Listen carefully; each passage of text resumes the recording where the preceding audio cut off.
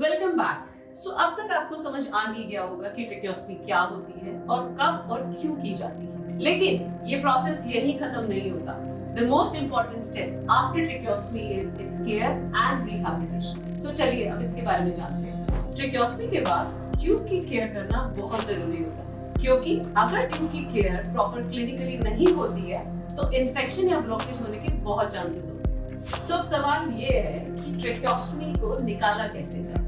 And the answer is rehabilitation. ये rehabilitation होता क्या है? Rehabilitation का मतलब है पेशेंट को धीरे धीरे अपने रूटीन में वापस लेके आना। So two things are very important in this process. One is speech and swallow therapy, and another one is respiratory therapy.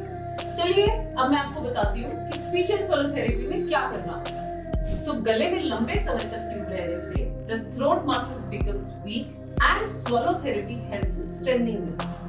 और स्पीच थेरेपी में स्पेशलिस्ट स्पीकिंग वॉल्व यूज करके पेशेंट को फिर से बोलना सिखाते हैं। In respiratory therapy the specialist works on reducing the secretion in the lungs by strengthening the respiratory muscles. With the right guidance and the right time the recovery process can become faster and smoother. So दोस्तों, ये journey tough हो सकती है पर मुश्किल बिल्कुल नहीं।